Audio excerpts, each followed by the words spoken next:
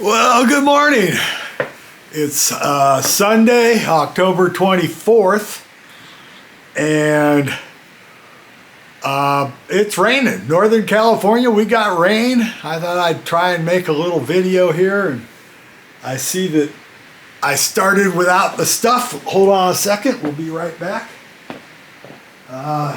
Today I wanted to talk to you a little bit about the shows I've been to since the pandemic finally ended, or didn't end, but they're finally opening the shows back up. I went to a show last night, tell you about it in a little bit. It was Bill Kirchen with his Commander Cody reunion act. They've been doing a handful of shows around here the last week or so, but I went last night to the Freight and Salvage, which they say was the last one. Buffalo Bruce on bass, John Tishy, the rocket scientist, on vocals, Andy Stein, fiddle and Andy Stein on sax and fiddle, of course, and Bill Kirchen are the original four members that were there last night.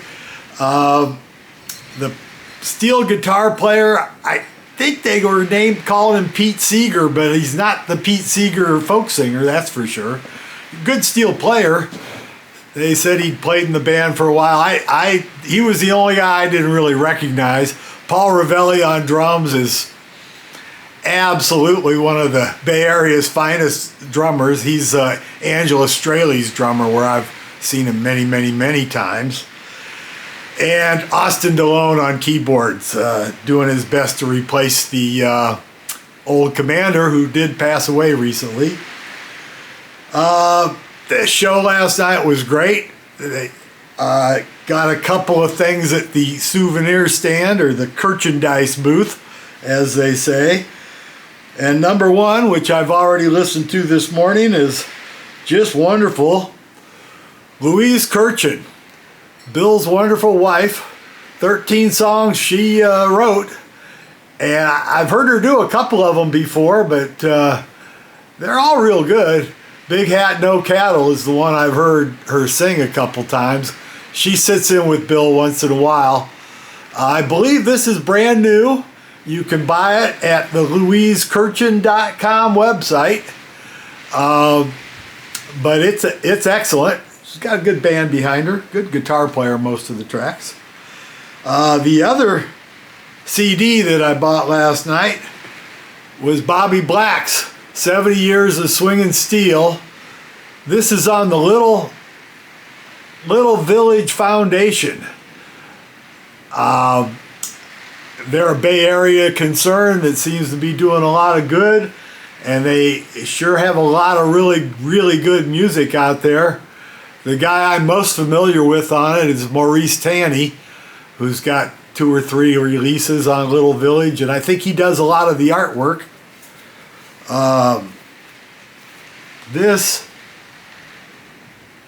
Bobby Black, I've seen him a lot. He was with the Commander for a good many years, but I understand that he's not getting out too much right now. I saw him a few years ago, but he's up there in age. So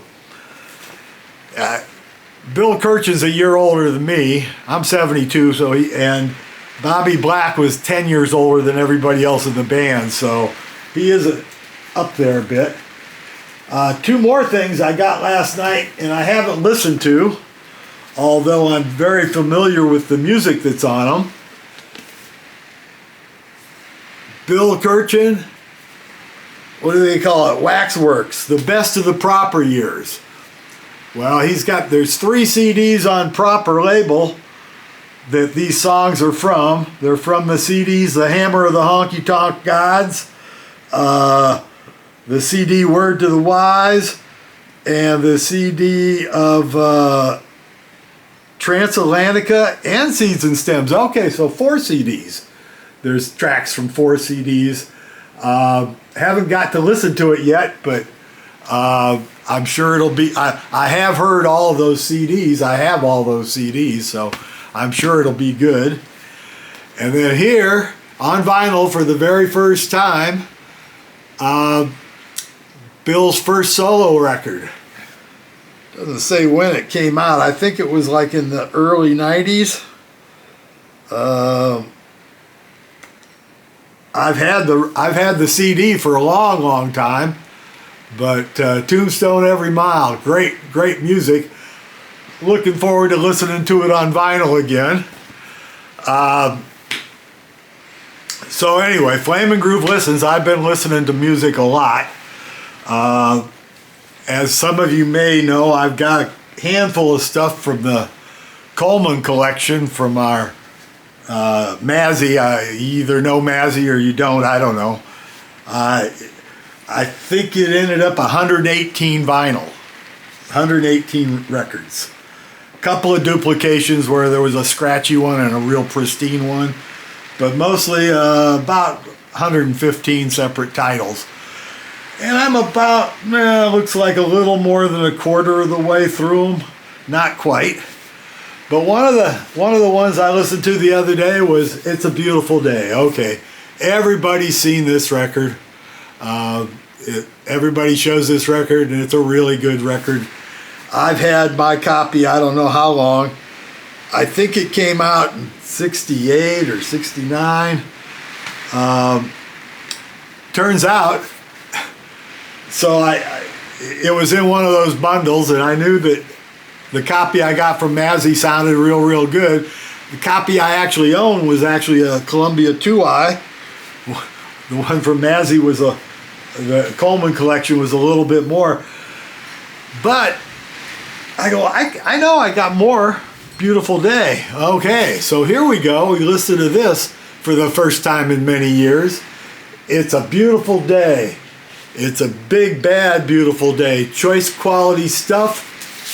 The backside is Anytime. This is one of those records where it has a choice quality stuff side and an Anytime side instead of an A or B. A lot of good songs. I hadn't heard this for a long time because, we all went to the compact discs, and now we're coming back and enjoying vinyl again. 1976. David Laflame. David Laflame was the guy, the violin player, the singer of "It's a Beautiful Day," and this is a solo album with all kinds of good people on it. Tower Power horn section, bunch of people. But in "It's a Beautiful Day," his wife was the female vocalist, and on this album, somebody named Monique is the female vocalist because I think they got a divorce. The 1976 album, really good. I completely forgot about this one. I remember the "It's a Big Bad Beautiful Day" one, but I completely forgot about this one. So anyway, that's what you do, is you go and find what you had, what you got. Let's listen to it. Been listening to a lot of the on the Coleman collection, I did score 8 Mo-Fis, and boy, I hadn't had anything like that before. And with my new stereo, it sounds just awesome. No other way to say it. Awesome. So I've got I got a lot more of those to listen to. I have been buying records like a crazy man. Maybe I am a crazy man. I just realized how old I was and how much money I had, and I figured I could afford to buy some more records because no kids. No kids is always helpful on the record company thing. So I wanted to show off, and I don't know how they got back to me, but I have a new used record store. It's not new, but I started going there. They opened during the time period when I wasn't buying records, and they only sell records, so I hadn't been in there much before a couple months ago. But Dave's down here in Berkeley, he'll clean records for you. He's got an ultrasonic cleaner, and he seems to do a real good job. And yesterday I dropped off 25 old favorites, basically my Commander Cody collection and my Ry Cooder collection. And I got them back, I thought I'd go through and show you these. They seem to be in no particular order, so I'll just let's just grab them one at a time and see what we get. First up, Into the Purple Valley, Ry Cooder. Like I say, these are all my old, bought them when they came out or shortly thereafter for the most part. Ry Cooder's first album. Maybe I'll get these in order after I do the video, but I thought I'd just show you what I got here. Ooh. This one came out of its little jacket, but that's good because it's a gatefold. I can show it to you. The last original Commander Cody album, as far as I'm concerned, it's the 2-disc live album. When did this come out? Let's see here. It's on Warner Brothers. Came out in 1976. Let's see. Recorded with the Island Mobile at Town Hall in England, January 24th, 76. Hammersmith Odeon, London, January 25th. Oxford Polytech, February 2nd. And let's see who's in this. Bobby Black's on steel. This has got the Commander on vocals and piano. Billy C. Farlow. Billy C. Farlow was the original Commander Cody singer. Sang lead and harmony vocals, and he was good. He was real good. I think he's still down in Louisiana. I got some solo CDs I've seen. He's not around much anymore. I saw him, last time I saw him was a Commander Cody reunion show about 15, 20 years ago, I think. Been a while. But, oh man, they got everybody on this one. So the lineup on this 1976 English or European tour, I don't know how far they went. The Commander, who passed away last week. Billy C. Farlow, who I'm not sure where he is or what he's doing, but he was a great singer. He never played an instrument. Everybody else in this band were pickers. Billy C. used to wear a guitar, but he never plugged it in. Half the time it didn't have strings on it. Or it only had 2 or 3 strings. You know, it was just show. Lance Dickerson drums. Lance wasn't there last night. I'm not sure, but he may have. Not sure where he is. But he was a great drummer. I remember him well. But like I say, last night, Paul Rivelli seems to be in all kinds of like special bands or whatever. But he's a regular with the Blues Broads, another wonderful band. You ever get a chance to see him? And he's a regular with the Angela Straley band, which is pretty much turned into the Blues Broads. So anyway, that's the live Commander Cody album from that was their, basically it actually got released after they quit. They were basically broken up, I believe, by the time it got released. Let's see, Commander Cody Band, Lose It Tonight. This is one of the Commander has a whole handful of LPs that he made after the original band broke up, and he call them. I saw many of these shows when he'd come through town, and they were always good, but they weren't as good. They weren't as tight as the original band.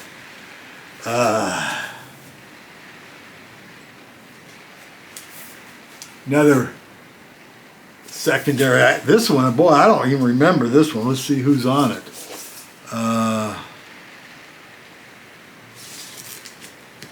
It's on Arista from '78.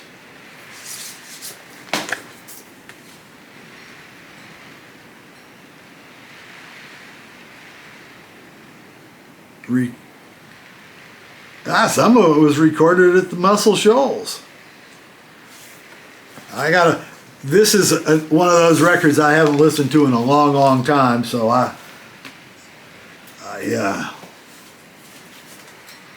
Rock and Roll Again. Another Arista record from the Commander, but not the original Lost Planet. They called it the Commander Cody Band again there. And here's one that they just call Commander Cody. It's called Let's Rock. This is on the Blind Pig record label.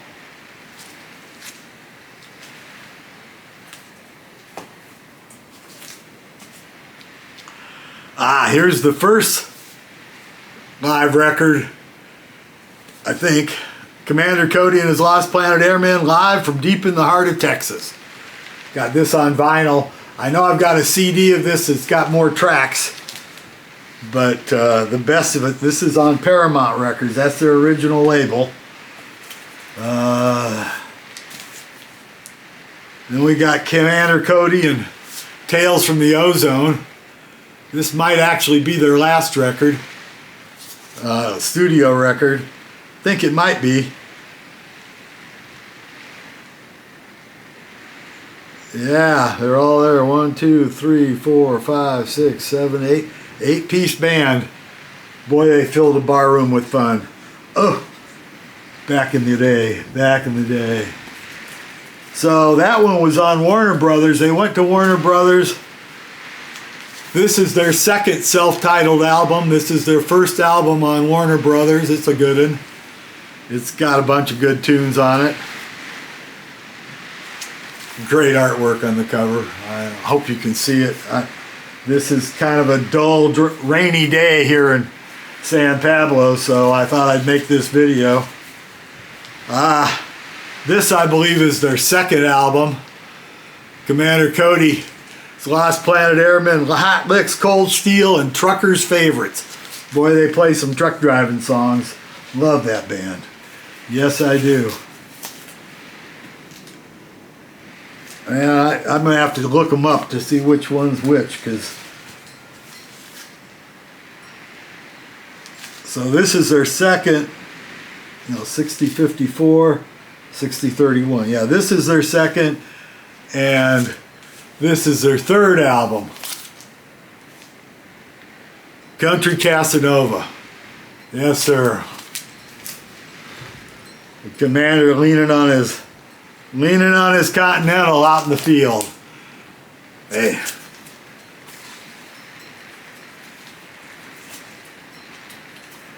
Now, this is the one that started it all. The original Commander Cody and his Lost Planet Airmen album.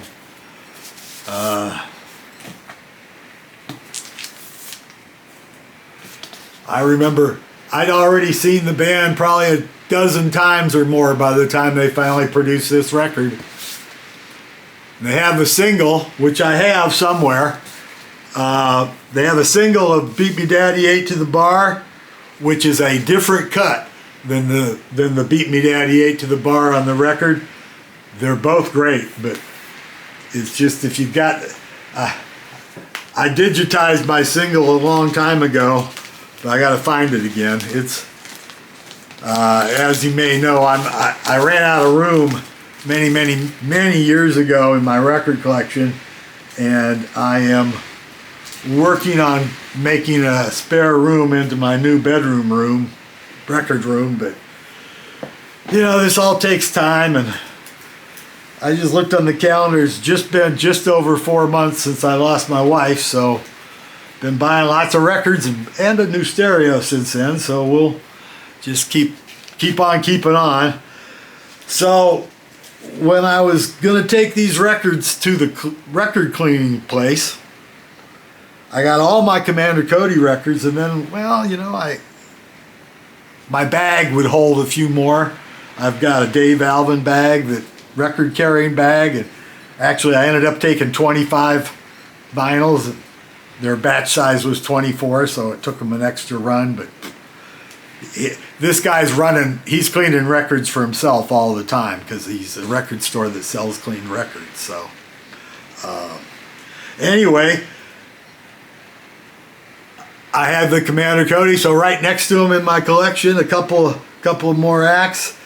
Like I mentioned, Ry Cooder, but I guess I had some Sam Cooke in there. Here's Sam Cooke at the Copa. This is an RCA reissue.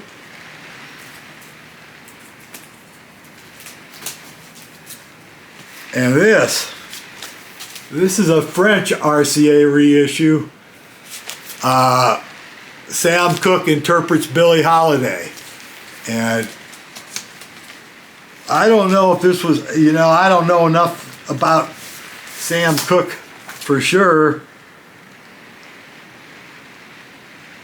But it says here, this is a 1976 issue. And I mean, I think Sam died in 68, 67? Died a long time ago. A collection of previously unreleased selections. And it is a French reissue. Good Morning Heartache, Lover Man, Where Can You Be, Solitude, Crazy She Calls Me, Blue Moon, Lover Come Back to Me, They Can't Take That Away From Me, Got a Right to Sing the Blues, Tain't Nobody's Business If I Do, and Let's Call the Whole Thing Off. 10 great Billie Holiday tracks sung by Sam Cooke. I remember buying this. I got this at Rather Ripped Records, one of my all-time favorite record stores. They've been gone now a long time, but back in north of campus in Berkeley, the Rather Ripped Records was a great record store. You'd go in there and they would have finds, and they had a big stack of these, up on the wall, and their premium new stuff. And I go, the guy was telling me, yeah, it only came out in France, and it was I think it was a budget. I think it got a hole in the corner too. I'm not sure. Anyway, another Live at the Harlem Square Club, another Sam Cooke live record. Haven't listened to those for way too long. Although I do have lots and lots of Sam Cooke on digital, so that I have been listening. And then here, I got this as a gift one year at work. I can't remember why, but they knew I liked music, and it was probably right before the CD era, because I started working there in '81. This is probably, I think it was 84, 85 they gave it to me. It was it's a reissue. It's the best of Sam Cooke. Sounds good. Anyhow, what else have we got? I think the rest of these are all going to be Ry Cooder stuff. Borderline. Going to have me. I got a bunch of new Ry Cooder also, but these are just my old Ry Cooder. Bop Till You Drop, which I picked up here and there along the way. Here's one I've only seen the one copy I've got. This is six songs live. Don't know why. Where some of these. It was a cheap record, I think. What's on here? Crazy About an Automobile, If Walls Could Talk, School Is Out, Things That Makes You Rich, Makes You Poor, Look at Granny Run Run, and Jesus on the Main Line. And of course, the talk on the back, the literature on the back, going to have Michael in West Germany read this to me, because I have no idea what it says. My high school German isn't good enough for that. But it's a German recording. Forgot about that. That's another thing. I think I picked that one up at Rather Ripped. They always had the good stuff. Chicken Skin Music. Another great Ry Cooder record.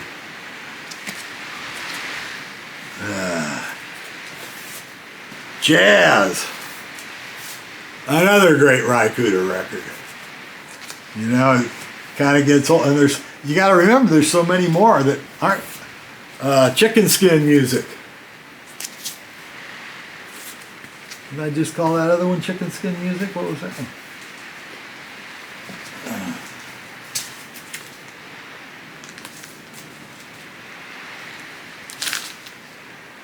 Oh, this is actually called Showtime.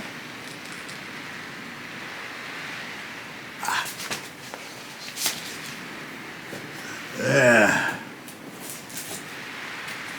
last one out of the bag, Paradise and Lunch. So those are the records I had cleaned yesterday.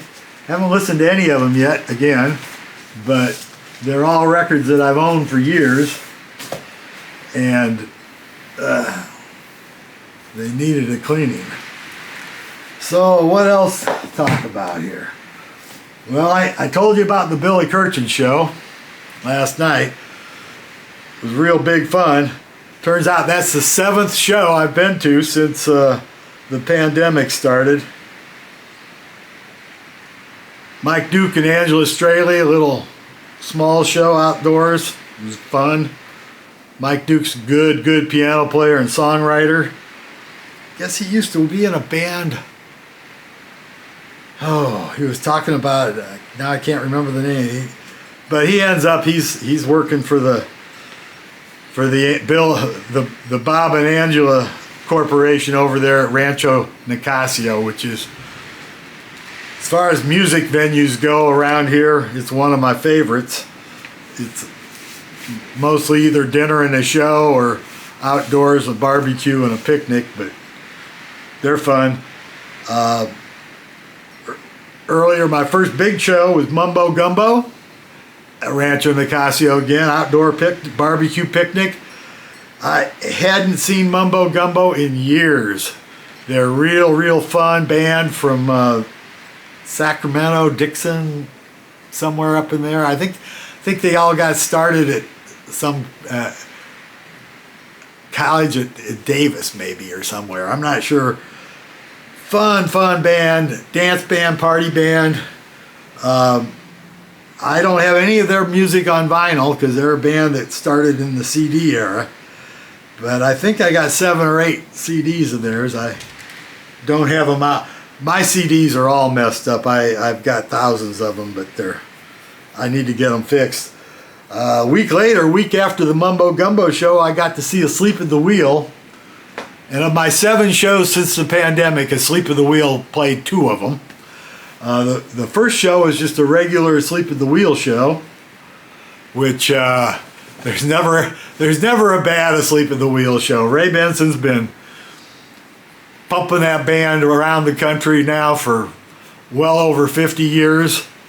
First time I saw him was June 7th, 1971. And the reason I can tell you the date is that was the first date with my wife. And she was a week shy, 7 days shy of being 21. But, you know, it was a college town, and Berkeley bar held up her driver's license, and it did say June of 71, and they just let her in, you know, which was great. Very first show, first show was at a little bar in Berkeley that is now the Berkeley Dog and Cat Emergency Animal Hospital, but down on, I think, 10th and University. But it was Commander Cody, who I'd seen many times and one of my favorite live bands. And the opening act that night was Asleep at the Wheel. And boy, oh boy, were they a good band. And I'd never heard of them. They had no records out. They had just driven all the way across the country to play there that night. The commander had met them somewhere else and invited them to town. They are exceptional band. You know, I mean, there's histories written about them. They've got to have had over 100 musicians in that band over the course of years. When I just got their brand new half 100 year. It's a 2 vinyl single CD set that is pretty wonderful. A lot of the old members came back. So the first show was just a regular straight Asleep at the Wheel show at Rancho. It was good. Sound was okay. Had a good time. Nice day, etc., etc. Then the last time I saw them, which was actually the show before this one, which was a couple weeks ago at the Freight and Salvage, it was their 50th anniversary reunion show. And they did like first hour of the show is their regular current band, and played pretty much similar show to the show they'd played at Rancho. Then they brought out the old members one at a time until they got all of them that were there out there, and I think the stage had 12 or 13 people on it by that time. But Chris O'Connell, Leroy Preston, who else was there? That's my problem. I don't remember things very long. I didn't do it right after the show. Don't remember everybody that was there, but it was a real good show. At the Rancho Nicasio show, another real treat of that show, and I saw Smelly when we were walking in. You know, you got to get your vaccination ID pass and all that good stuff before they let you in. And just sitting down over there having a cigarette back, kind of hanging out in the shade, was Smelly Kelly. Smelly Kelly's one of the singers and kind of the front man for Red Meat, another great high cholesterol honky tonk band. You haven't heard of Red Meat, you should go get some. I don't have any records to show you. I've got lots of their CDs, another band in the CD era. But I've seen them many times, not as many as I should. They got a girl playing bass that sings real good songs and writes a lot of them. Oh, what's her name? I forgot her name already. Well, she's good. But Red Meat opened for Asleep at the Wheel, and that was their first show in over 2 years because of the pandemic, and they were real happy to be playing again, and I was real happy to hear them again. So after the Rancho Nicasio show, then the next show I went to was another little small show, Ramblin' Jack Elliott with his neighbor and good friend Banana, also known as Lowell Levenger. Banana was in the Youngbloods. Favorite band. One of the bands I saw, I think the first time I saw them, it was 70 or 69 or 70. But the Youngbloods, Jesse Colin Young band for 4 or 5 records. They made a lot of good records. I can't think of a Youngbloods record that's bad.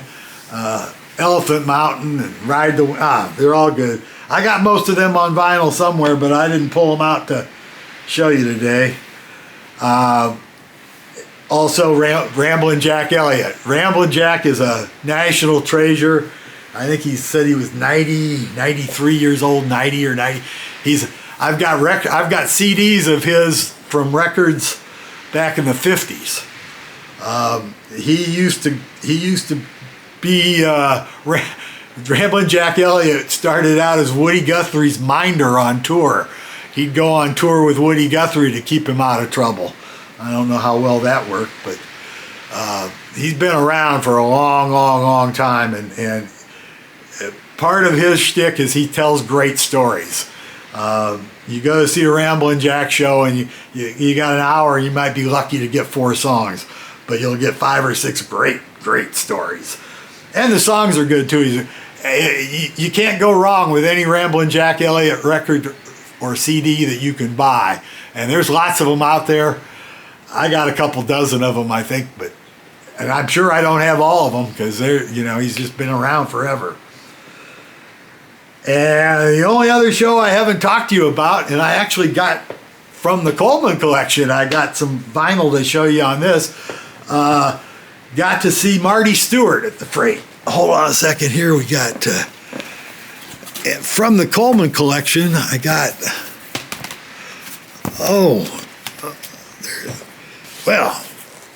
from the Coleman collection, I got this Marty Stewart record, which is a really good record.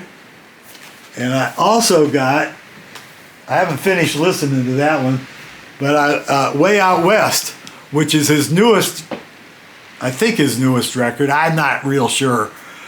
It came out before the pandemic. I had a copy of it on CD, but I hadn't even seen a copy on vinyl. when I found that Marty Stewart record, I did find the Asleep at the Wheel half 100-year record. If you find this, grab it. Half 100 years, 50 years of Asleep at the Wheel. And The Gatefold, celebrating 50 years.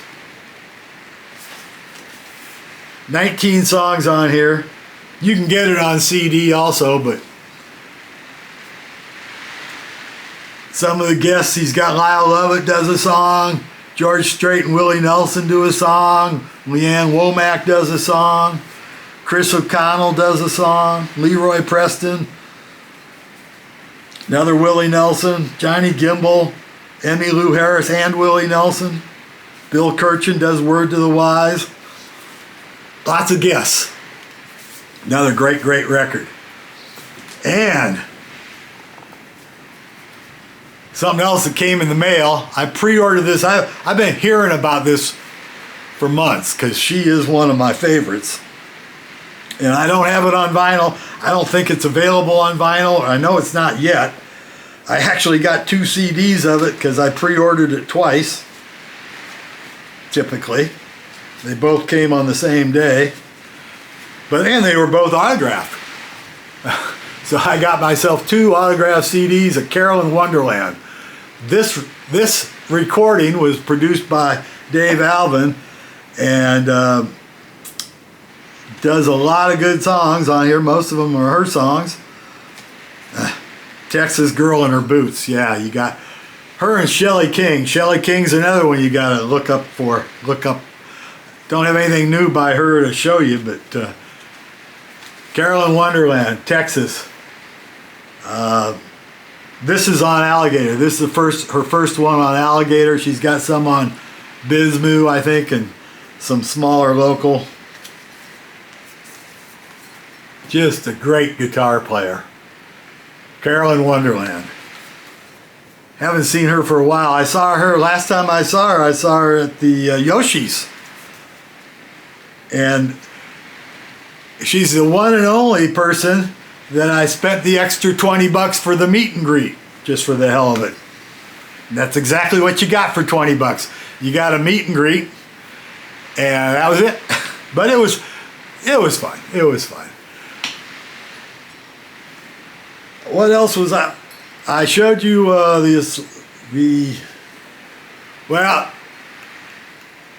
before I go too much farther, I guess should show you. I did get in the mail my pre-order.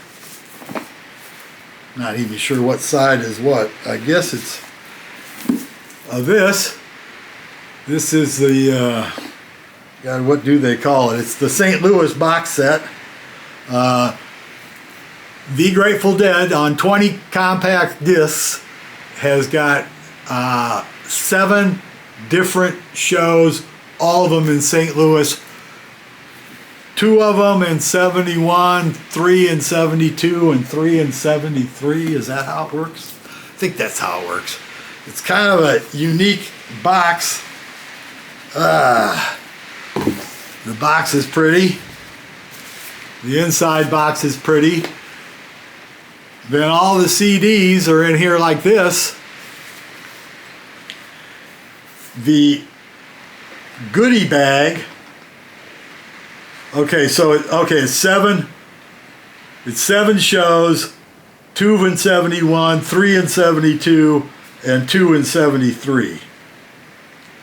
So December 9th and 10th, 71, October 17th, 18th, and 19th in 72, and October 29th and 30th in 73. The Grateful Dead played St. Louis. And among this box set's goodies, you get this book. I've been meaning, I haven't finished reading it. I started looking at it. It's got writing by a number of different people.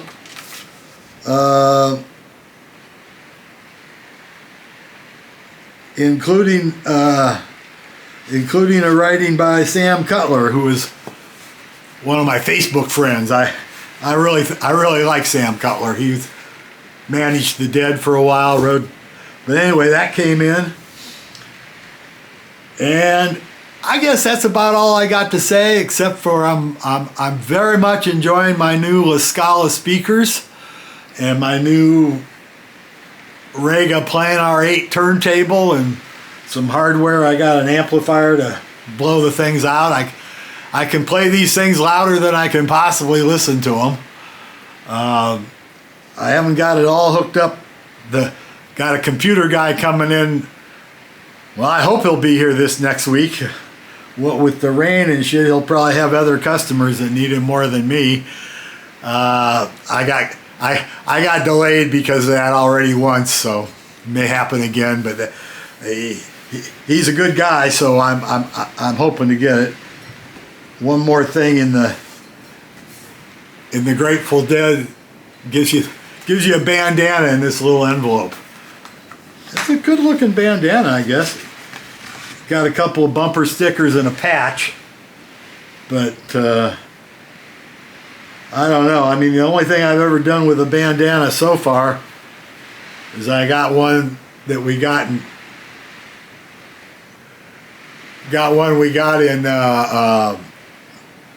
Jazz Fest. The year we went to Jazz Fest, we got a bandana. We got it framed up there on the wall, which is the wall of stuff that has got to come down because we're going to be moving stuff around a little bit, hopefully, once I get all my shit together, if I ever do, because the new stereo is set up and working, but it's not really in place, you know what I mean? The other goodies that you got with the Grateful Dead box, you got a little sticker, and you got a bumper sticker. I Listen to the River. I guess that's the name of the St. Louis is on the River. I guess that's the name of this box set.